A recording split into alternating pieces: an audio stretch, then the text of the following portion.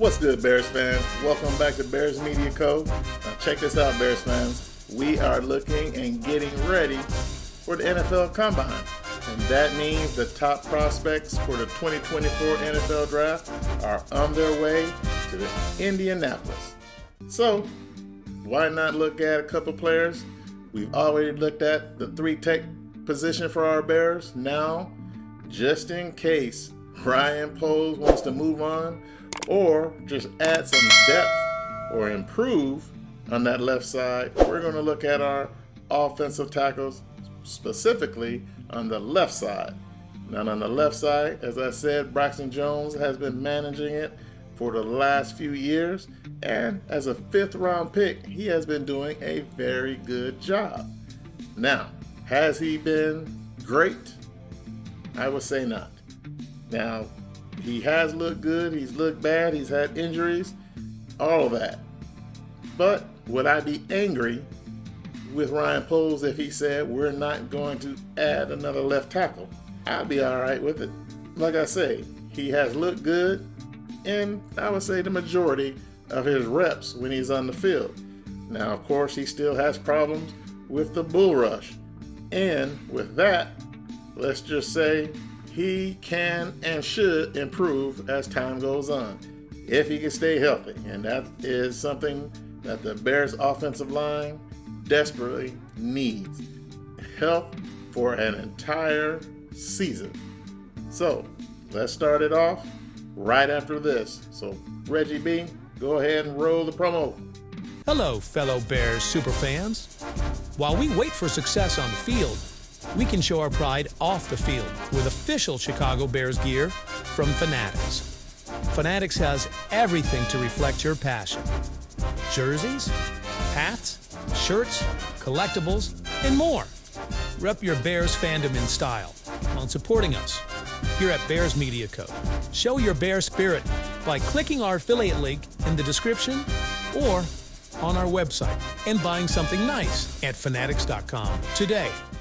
Now, Bears fans, we are going to start off with who my top prospect is, and that is from Penn State Nittany Lions at the left tackle position, Alu Fashanu. Now, that is not his full first name, but I don't want to screw it up. But trust me, Alu is good enough. Now, Fashanu is the best pass blocker in this draft at the left tackle position. And as we know, we are looking to throw the football more often than what we did this past year. And Fashanu is the best pass blocker of the 3 that I'm going to name today.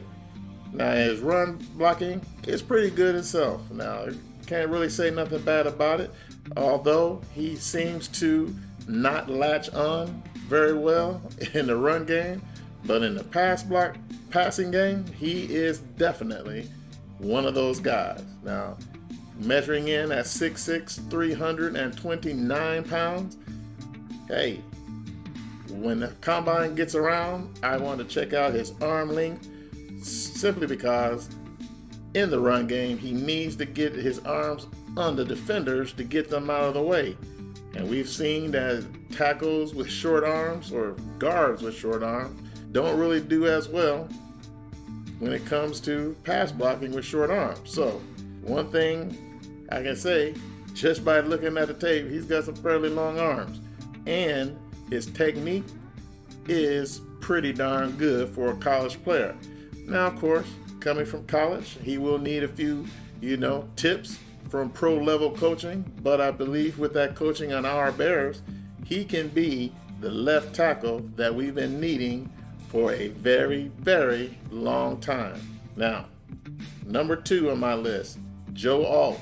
Of course, everyone knows the top 2 left tackle prospects that are coming out, and Joe Alt, in my opinion, is number 2.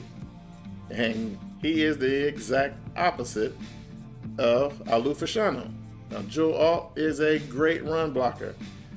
When it comes to the passing, well, he leaves a little bit to be desired. Now, he measures in at 6'8", about 300 pounds. Now, I know what you're saying. That is a large man, and indeed he is. The only problem is, can he do his best in the pass blocking game? And he has had some very good games, and he has had a couple of bad games that really stood out to me watching some of his tape. Now, can it be fixed? As I said about Fasciano, yes. Good pro coaching can get him to that next level, just like Fasciano. And like I say, Joe Alt is a better run blocker than pass blocker right now. Now, some have said that he's the most NFL ready. Well, to be considered a first round top 10 pick, he better be. He better be.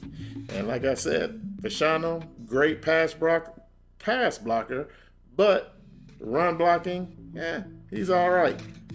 Then you get to Joe Alt. Run blocking, fantastic. Pass blocking, leaves a little bit to be desired. Now these guys, like I say, hey, with pro coaching, they should come out to be great prospects and great NFL players with some seasoning, just like Braxton, hopefully, coming into next year. Now, let me know down in the comments, Bears fans, what do you think? Which one of these two so far would you choose to be the left tackle for our QB1? And that would be Justin Fields. So let's not get into all that other stuff. But believe me, these two so far are the best left tackles in the draft. Now, this last guy that I'm going to give you, he is a work in progress, and I would say he would be a Braxton Jones type of player. Now, Walter Roos. Now, this guy has played at Stanford and at Oklahoma.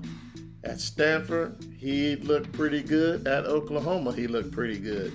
The problem with him, he just seems to lose focus at certain parts during the game. And that's usually the middle of the game. For whatever reason, he tends to let defensive ends get up under his pads and push him back. The first part of the game and at the last part, he looks pretty good. But in the middle, I don't know what's going on inside his head, but he is not as well focused as he could be. Now, measuring in at 6'5", 319, he has fantastic size. As a matter of fact, he's very close to Braxton.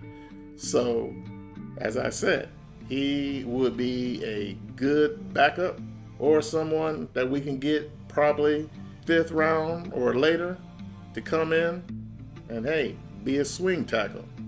Because, hey, you can never have too many tackles, especially when you have Larry Borum, who has looked good to bad at left tackle and has looked good to decent at the right tackle position. So maybe we need to go ahead and try someone new for that swing tackle position. Now, Walter Roos, as I said, when it comes to in game, he looks decent, pretty good starting off. But as the game goes on, I don't know if he's wearing down, but he just has a mental lapse that probably won't translate a whole heck of a lot to the NFL game, where you have to be 100% on or you are going to get blown up quite a bit. And some of the things I saw, hey, he is going to get lit up in the NFL, but hopefully he will take to pro coaching just like the other two guys I mentioned and use these new techniques that he's being taught to, hey, settle in, get a hold of the game, and definitely keep practicing on his technique. Now, in pass blocking, I can just say he looks pretty good. I mean, he's probably, like I say, he's probably right at the Braxton Jones area. But in the run blocking, he's a little bit better than Braxton Jones. Now, Walter Roos playing at Oklahoma is looked like a completely different player than he was at Stanford. Now, at Stanford, he looked a whole heck of a lot better than he did at Oklahoma. So I don't know if the coaching staff are that much different or that the offensive coordinator, the plays that are being called, weren't up to his, his strengths. So that's one thing that we'll have to look into. But Bears fans, let me know what you think. Walter Roos, late round pickup for our Chicago Bears.